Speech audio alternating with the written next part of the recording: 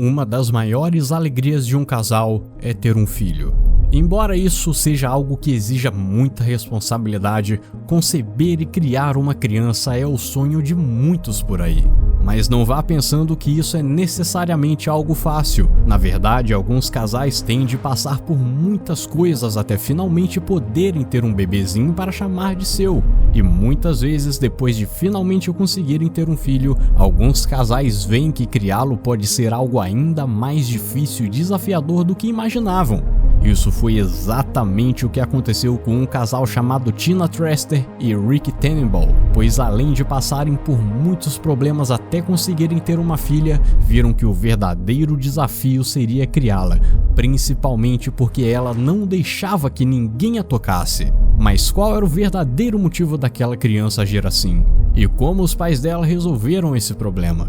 Bom, se ficou curioso para descobrir a resposta dessas duas perguntas, já deixa o seu like e se inscreve no canal, pois hoje vamos te contar a história do bebê que não deixava ser tocado por ninguém. Como acabamos de mencionar, Tina e Rick eram um casal que tinha um sonho em comum, o de ter um filho. Os dois aparentemente tinham tudo o que bons pais precisavam para criar bem uma criança. Ambos tinham boas carreiras, Rick era um advogado muito bem sucedido e Tina era uma jornalista bem famosa, tendo várias matérias estampadas nos principais jornais de Nova York. E como criar uma criança definitivamente não é algo barato, isso pode acabar se tornando um problema para alguns casais, mas não para esse que conseguia dar uma vida mais que confortável ao seu filho. Mas aqueles dois tinham algo que é mais do que necessário para serem bons pais. Algo mais importante até mesmo que dinheiro, eles eram muito unidos e amorosos.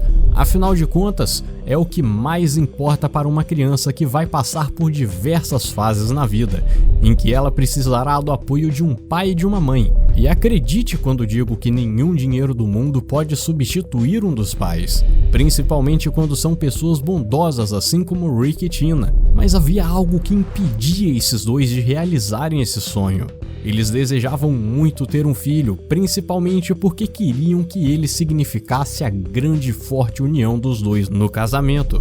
Em outras palavras, eles queriam um filho biológico, ou seja, de sangue. Embora nenhum dos dois fosse contra a adoção, eles sentiam que gerar um filho era algo especial e único, e queriam passar por todo o processo da gravidez. Mas infelizmente isso não era algo fácil para eles. Na verdade, embora tentassem já há muito tempo, Tina não conseguia ficar grávida. Eles chegaram até mesmo ao ponto de fazer um tratamento de fertilização não invasivo, mas isso também não funcionou. E como ambos não gostavam da ideia de fazer um tratamento mais agressivo, como o de fertilização in vitro, que é um procedimento bem comum hoje em dia, eles acabaram ficando sem opções. Isso tudo foi um enorme choque para os dois, mas principalmente para Tina, que simplesmente não entendia por que ela não conseguia engravidar. E acredite, isso é algo muito importante para algumas mulheres. Mas não pense que os dois desistiram tão fácil de ter um filho. Como não conseguiam conceber uma criança, ambos concordavam que deveriam adotar um bebê. Assim, em 2003, quando tinham 40 anos, eles entraram em contato com uma agência de adoção, em busca da criança perfeita. E algum tempo depois, foram informados de que na Rússia tinha uma bebezinha linda que estava à procura de dois pais, dispostos a amá-la. Imediatamente eles correram para um aeroporto e foram rumo à Rússia para conhecer aquela que poderia se tornar sua filha. Mas a viagem, que parecia ser uma das mais agradáveis do mundo, acabou sendo até mesmo aterrorizante. Quando estavam chegando até o orfanato que aquela bebezinha estava, eles logo notaram que ela não vivia em um ambiente muito agradável. Nas ruas eles viram cenas horríveis de bêbados jogados nos cantos e homens vendendo coisas que mais pareciam carne podre do que algo comestível. Com certeza algo bem diferente do que estavam acostumados a ver na cidade em que moravam. E não foi muito diferente dentro do orfanato. Na verdade, a única boa visão que tiveram foi de uma bebezinha linda de cabelos claros e um olhar apaixonante. Aquilo tudo os deu uma certeza: eles tinham que tirá-la dali, ela seria definitivamente sua filha. Embora soubessem que aquele não era um ambiente agradável para ninguém, eles mal poderiam imaginar o impacto que aquilo teria naquela garotinha. Apenas 1 ano e meio depois, Rick, Tina e aquela mocinha que agora se chamava Julia estavam juntos em seu apartamento, sendo oficialmente uma bela família, de agora 3 pessoas. Bom, se você acha que a história acaba por aqui, está redondamente enganado. Na verdade, agora é que começariam os reais problemas para aquele casal. Desde o primeiro dia que ela passou junto dos seus novos pais, Julia demonstrava uma atitude, digamos que no mínimo fora do comum. O normal de crianças, principalmente de bebês da idade de Julia, é se aproximar muito de seus pais. Afinal, eles que estão dando amor e carinho a ela. Mas não era isso que estava acontecendo. Na verdade, parecia que aquela criança se recusava a se aproximar de seus pais.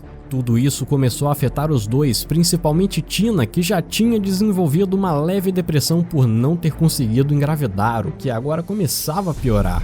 De início, aquele casal pensou que isso talvez fosse algo momentâneo, que aquele bebê precisava apenas de um tempo para se acostumar com a casa e com sua nova família. Mas infelizmente estavam errados. Quanto mais os meses passavam, mais pareciam que estavam distantes de sua filha.